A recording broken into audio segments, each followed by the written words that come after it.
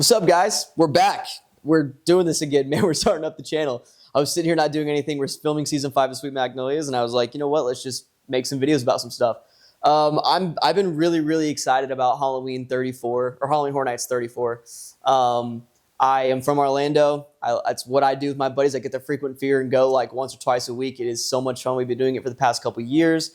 First ever year I went to Halloween Horror Nights was back in 2014 for, I think that was Halloween HHN 24. They had Halloween, Body Collectors, a couple of other really cool houses, and I fell in love with Halloween Horror Nights ever since that. So I've been going for a little bit, and these past few years, man, we went a lot. Today we're going to be ranking the Halloween Horror Nights 33 houses, all 10 of them. Obviously, it's hype season for Halloween Horror Nights 34, man. They've dropped 3 IP houses already, which is going to be Five Nights at Freddy's, Jason the Universe, which I cannot wait for, and then Fallout in a tent, which is going to be really interesting. So yeah, we're going to dive through, rank all 10 of these houses. I'm going to kind of tell you guys what I remember from them and where they lie. Now, look, I will say out of all the years that I've been to Halloween Horror Nights, this year was probably the weakest, this past year for Halloween Horror Nights 33. There was a lot of okay houses. There's not a lot of bad houses in Halloween Horror Nights history, but usually most houses are really good to great. And I feel like this year there was just a lot of okay, good ones, or ones that I was just like, what the hell is going on? I went to all these houses at least 5 times. Let's dive into it, baby. With number 10 on my list, it's going to be the Museum Deadly Exhibit. Now, let me read the description. The relic will leave you in ruins. You decide to visit the new folklore museum exhibit, the Rotting Stone, when an evil escapes from within, destroying everything in its path. So basically, yeah, you have that rotting stone that like brings everything to life, and you're in this museum. I feel like it didn't have any energy. This is probably the one that I had the most anticipation for going into Halloween Horror Nights 33. I was really excited for this one. There was always a low wait time. I'm like, why the hell is there a low wait time? Went in there, it was always like 10 to 15 minutes, and I figured out pretty quickly. It's fun. I just feel like what really hurts this house too is the fact that it wasn't in a big sound stage. I think it needed a sound stage setting for like some super big extravagant atmosphere. I wanted to be walking through a museum, and it felt like I was walking through like halls that were this big in a museum. It didn't really make any sense. It felt like a haunted house museum, and I didn't really like that. So I feel like that really hurt the house. It wasn't really that scary to me. I don't know. I just feel like it's one of those things that they could have done so much more with.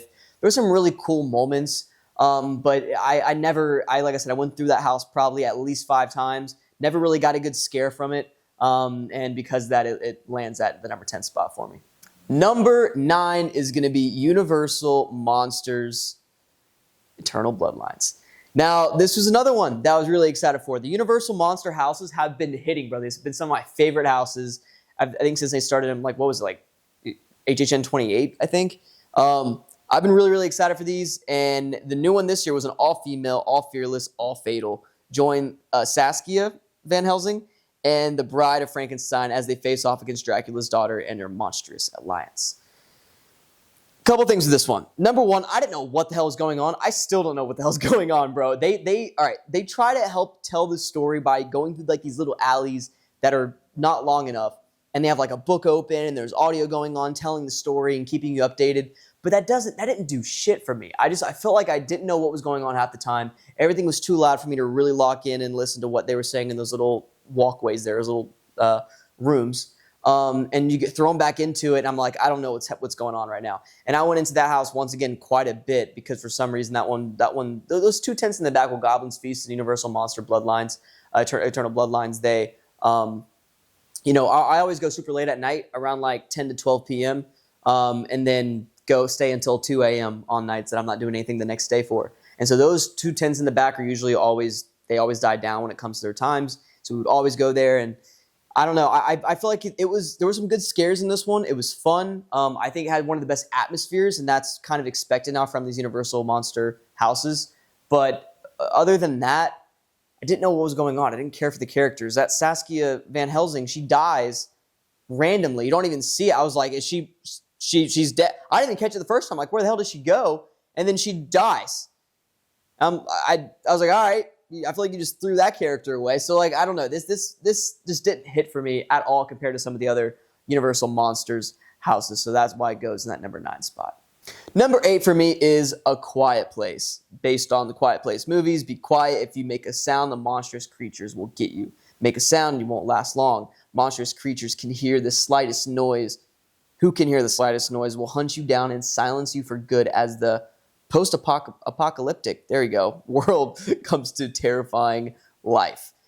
All right.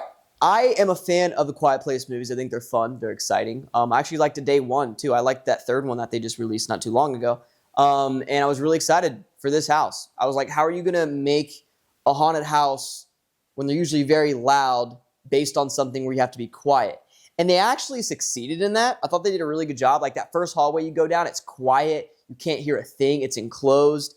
And it's just pitch black. That first jump scare with the puppet's really, really good. After that, it's not scary at all. It just, I don't know, this house, I think this house is a lot better than the past 2 houses. I think now we're getting into the houses that are fun Halloween Horror Nights houses. But this one just didn't do it for me. I wasn't scared. The puppets were cool the first time I went through it, but I feel like it didn't get better or it didn't add anything. I didn't really catch new things every time I went through it. A lot of the times, at least for me, the puppets weren't even working, as we went on through the months. And so because of that, it was just not my favorite. Like I said, I listen, I'm a baby when I go through these houses, bro. I get my friend that's 6'5" and get behind him and use him as a board. But I just did not, I didn't get scared in this one. And I think the set pieces were really cool. They did some fun stuff with that. I liked that. I think there was a dock scene, if I'm not mistaken. That was really cool. We were kind of on the boardwalk, if I'm not mistaken. But like I said, the puppets just really weren't scary. And I think the silent thing was a cool effect, but after a while, it kind of gets annoying when every character is doing this and going, shh. You're like, oh, come on. All right, dude. I'll shut up, Anyway, so that's why that one goes to number 8 for me.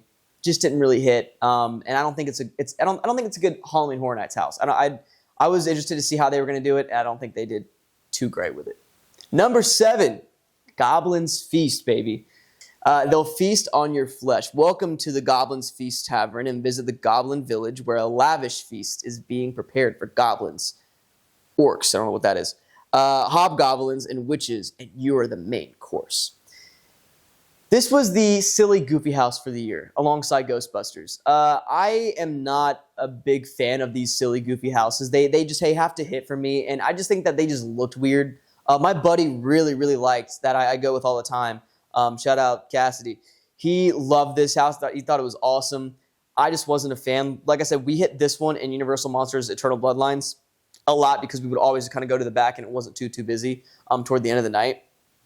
And so we went through this one quite a bit. It just, I don't know. It was too goofy for me. You know what I mean? I thought I had one really good run in this house. One really good run. And it was a night where me and my buddy went through and there was no one there.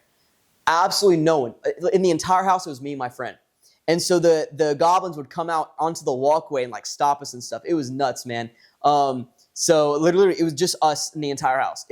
I've never experienced that. I don't think anyone will ever experience it again because Halloween Horror Nights is getting that much popular every season. But we had the whole house to ourselves, and that was probably the coolest because they all got in a walkway. But I'm judging it, that's obviously a very unique experience. I'm judging it off of when you're going through with big groups of people. And I feel like it was too goofy. It was too dumb for me. I felt like I was just laughing more than anything. I think that's cool, but I don't know. I will say, I think it had some of the coolest sets of the year so far. Or not so far, but of the year as a whole for Halloween Horror Nights 33. But it wasn't scary to me and it was too goofy. And I was too busy looking at how dumb they look, like a bunch of pugs. And I was like, this is dead. What am I looking at? Number 6 is going to be Ghostbusters Frozen Empire, baby. Let's go ahead and read it. He'll chill you to the bone. In this bone-chilling haunted house inspired by the film Ghostbusters Frozen Empire, the Ghostbusters must team up to save the world from a second ice age. A new specter, Garaka, has escaped from an ancient artifact. He'll stop you cold with a whole army of ghosts.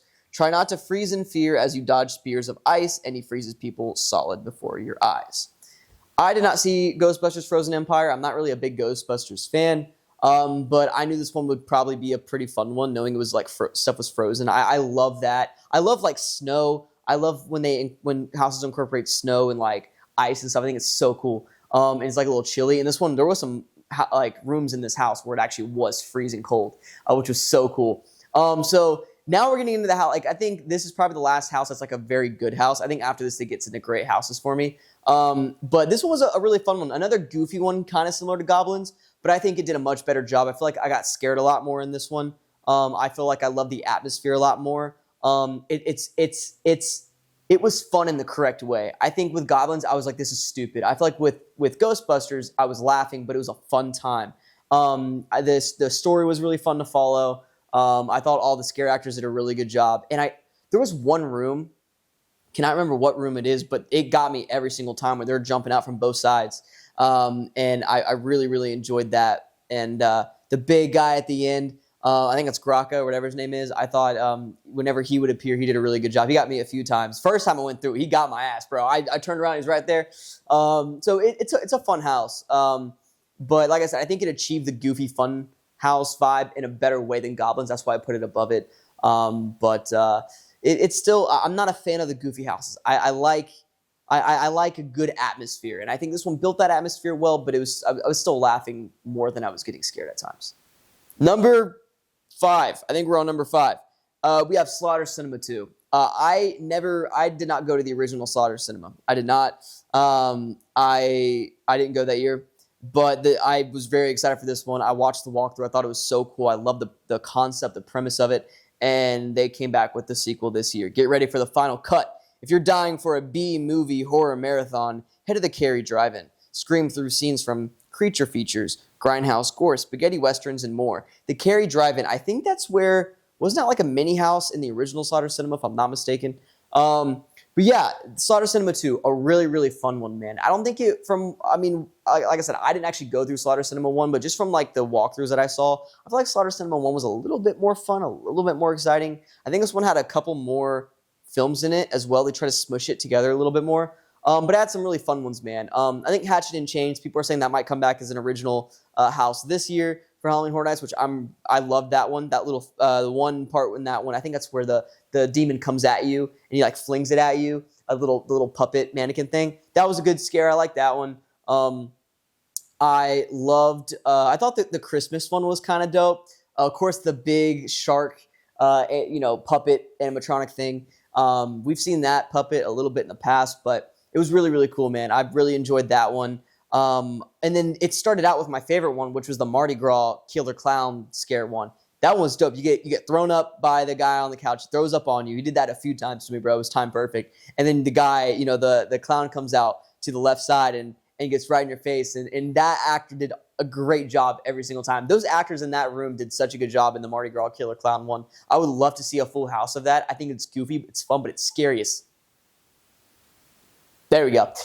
Sorry. It's goofy, it's fun, but it's scary as hell. Because clowns get me, bro. I don't have a big fear of clowns, but that Mardi Gras Killer Clown look, man, it was scary as hell. So I would love a house based off of that. But Hatchet and Chains is pretty cool too. I think this was a fun sequel. Was it as good as the original? Once again, I didn't do the original, but from what it looks like, probably not. But I did think it was a really fun addition and a great Halloween Horror Nights house. Number 4. Major Sweets Candy Factory, located in the Fast and Furious location. Hopefully trying to bounce back after a pretty bad year with Chucky. I actually didn't think that Chucky was too bad of a house, but that's for another time. I could honestly, if you guys want me to, I could do a ranking video for Halloween Horror Nights 32. You guys let me know. I can do that. I won't remember as much, but I can definitely make a ranking of those 10 houses because that's when we had the Frequent Fear that year, and we went all the time as well. So I can obviously do a ranking there. But anyway, that's besides the point. They've got a killer sweet tooth. You've been invited to chaperone a field trip to Candy Factory. The deadly delicious treats turn the kids into sugar-fueled fiends. This was a really fun one, man. I loved this house. I thought it was dope. My buddy, Cassidy, hated this house. He thought it was dumb. He didn't hate it. He just think it wasn't as good as some of the others. I thought it was phenomenal. I loved it. I love the claustrophobic feel at times. I love the one room where they're dropping the things toward the end and you feel the whole ground shake. That was scary. Super loud noises. This is a very loud house and driven by the big loud sound cues. Honestly, that's what gets me. It's not even the people jumping out at me. It's the loud ass noises that they do in these houses. And this was probably the loudest house for this year. And I thought it was phenomenal, man. I thought they did a really good job. They got what they needed to get across. I thought you felt like you're in a crazy Willy Wonka rated R chocolate factory, candy factory. I love some of the things they incorporated with the girl throwing up and I don't know. I thought they did a really good job. The scare actors were always really involved. It was a really, really good house. I always got scared in this one. They would always find ways to get me. I thought they incorporated the mirror trick really well in this house. They did that in a few, like Triplets of Terror, which we'll get to, and a couple other houses this season. They really went heavy with the mirror tricks. But I thought they did a really good job in this one. I think it's toward the end. The mirror got me so bad. I think that was the first house that got me with the mirror this season, and I wasn't expecting it, dude. They jumped out. They got me. It was a phenomenal run. So every single run in this house got me really well, except for I think one. So yeah, really good house. Love the atmosphere. Love the claustrophobic feel. Love the sound cues and how loud it is. It's uncomfortable. You feel overstimulated, and I love that. I think that just makes it more scary, more freaky, and makes you want to get the hell out of there. The top three. We got number 3, Monstruos. I think that's how you say it. Monstrous, the monsters of Latin America. This, I think, came over from Universal Hollywood. It was a big success, big hit over there. And then they made their way over here to Orlando. Tres monstruos. Una pesadilla. I'm gonna mess this up, dude. I cheated my way through Spanish 1 and 2. With El Muerte as your guide, I killed that. You'll be begging for piedad from these 3 terrifying legends. Shit. Tijalopia, nope, I messed that up. La Luchiza and El Sibion. I butchered that, so we're gonna ignore that. Hopefully, if post edit, Logan will edit over that, but he probably won't. Love this house. I thought this was such a good house, man. It was scary. It was freaky. I did not watch the walkthrough for the Halloween Horror Nights Hollywood house from the year prior, so I didn't know what to expect.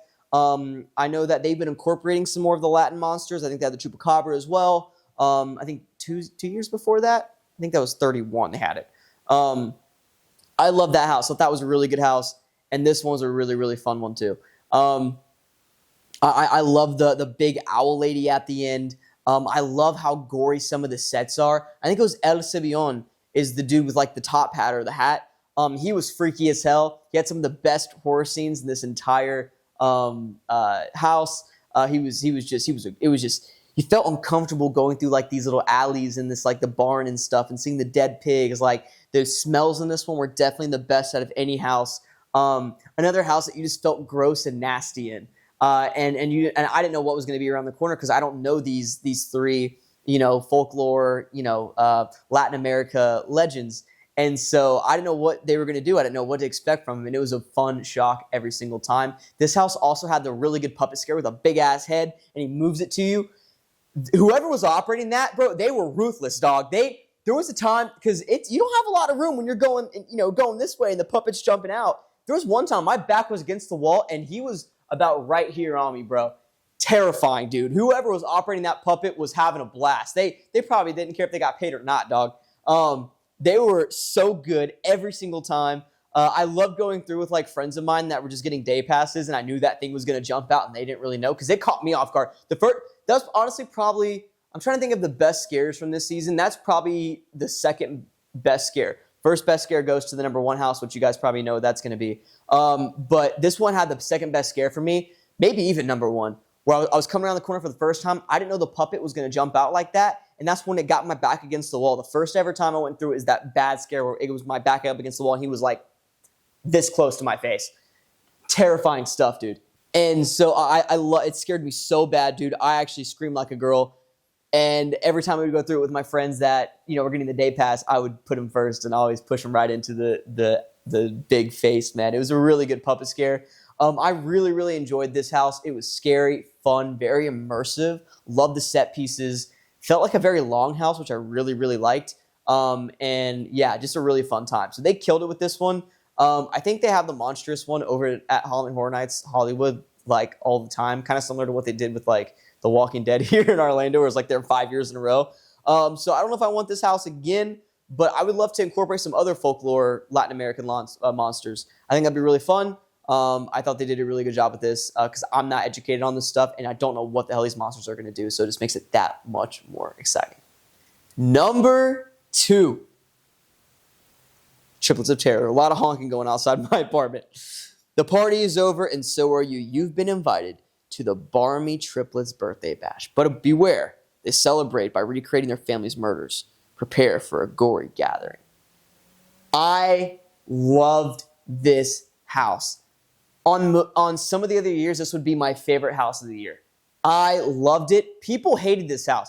My buddy Cassie was not a fan of this. I don't. A lot of people I know did not like this house. I thought it had an OG Halloween Horror Nights vibe. It felt like you could put this in a Halloween Horror Nights back in 2014 when I first came, and it would fit perfectly. I feel like you could have taken this house, thrown it back in 2008, 2006, when Halloween Horror Nights was still starting up, throw it in this Sweet 16 bash that they did when they brought back all the icons. I don't care. This house would fit. It is amazing.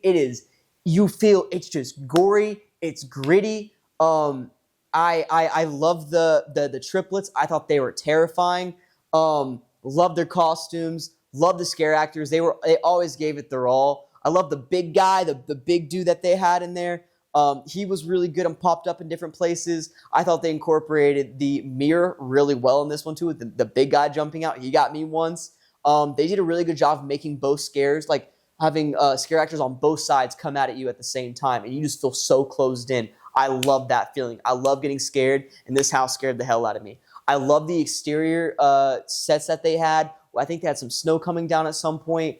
I love the atmosphere, man, in this house, and it just, I don't know what it is. I thought the facade was really cool, but I don't think it's the facade that jumped out at me. I think it was just the atmosphere, that gritty, gory, nasty atmosphere that feels like a classic Halloween Horror Nights house. It was kind of goofy, I guess, at times. But I loved it, man. I thought it was really good. The people always talk about how bad the podcast room is. People hate on the podcast room. They think it was terrible. I don't mind it. I didn't really gain too much information from it. It was a little bit longer than the Eternal Bloodlines Monstrous house that they did. But was it like really needed? No, it was a pretty long room. And I feel like you kind of got the gist of what was going on, and just, I don't know, throw a TV outside or something, or while we were walking up. I feel like they could have done that a little bit better. But I did really, really enjoy this house. I thought it was pretty much perfect. I will stand beside it. People talk shit on this house. I thought it was great. I loved it. Keep doing this. Please keep bringing back these OG Horror Nights vibe where it's gritty, nasty, gory, fun. I love it. And number 1, to probably no surprise, is Insidious the Further. Let's go ahead and read the description. They've come back to haunt you. Enter the Further and be surrounded by terrifying demons. The red-faced demon will lure you into his whoa.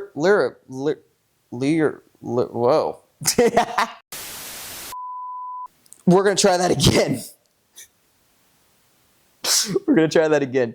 They've come back to haunt you. Enter the Further and be surrounded by terrifying demons. The red-faced demon will lure you into his lair. There we go. It was a lure and lair. I was like, what's going on? Behind the red door, and Keyface will unlock your fears to keep you in the Further forever. This was a really scary-ass house. Probably the scariest house I've ever been in at Halloween Horror Nights. I love the atmosphere. Love the set design. The scare actors in this house always gave it their all. Always. They were freaking terrifying, bro. The red-faced demon at the end was awesome, dude. He would come out into the walkway and get in your face and block you. You don't ever see that. I saw it 2 times this year because of me and my buddy going through Goblins Feast when no one else was in it, but that's very, very rare. This guy would do it almost every single time. He was terrifying. He was jumping around, having a great time. You could just tell he loved his job. Of course, the infamous curtain scene or curtain walkway that you do. I think it's like there might be 2 of them, but I remember it being a super long one. And you hear the tiptoe through the toe. It's terrifying. It's terrifying. You're walking through. You got that playing. You got the face, the Insidious face jumping out at you. It felt like there was 15 to 20 different scare actors in there. You didn't know where they were jumping out from. And the sound cues were great. they got in your face too. They did not hold back. They didn't just jump. They would get at you. One of them touched me one time. It was wild.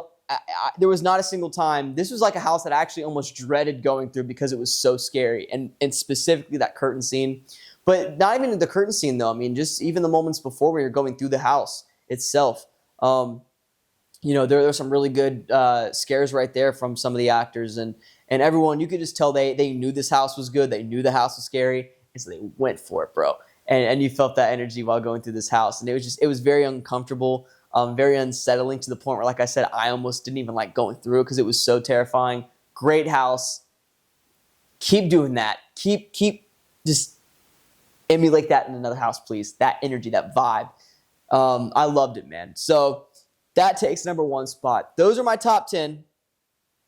I know that you guys are going to disagree with a lot of those. Let me know which ones you think are like that deserve more credit. Which ones do you think I overrated and put way too high? You guys let me know, man. We'll love to hear your opinion on it. Also, do you want me to do a ranking video on HHN 32? I can definitely do a ranking video on those houses as well. There we go. All right, camera stopped recording. Sorry about that, guys. But yeah, if you guys want me to do a ranking of those 32 or of HHN 32 houses, let me know. I will definitely do that. I'm excited for 34, man. It's going to be a phenomenal year. We got some really good houses. Once we get every single house, I'll probably do like my top 10 most anticipated and rank them from like, you know, like kind of like a blind ranking on how I think the houses will do and what I'm excited for. And then we'll compare that to my final ranking later on in the year once I go through the houses multiple times. So yeah, I appreciate it, guys. Thank you guys so much for watching this video. Like I said, let me know your thoughts on it. Subscribe, like, what else, like what other kind of videos do you guys want me to do? You guys let me know. I can do videos on what houses you think or what houses I want to come. I can definitely do a video like that. You know, stuff we haven't seen yet. Yeah, you guys let me know, man. I love it. But I appreciate you guys watching this video. See you next time.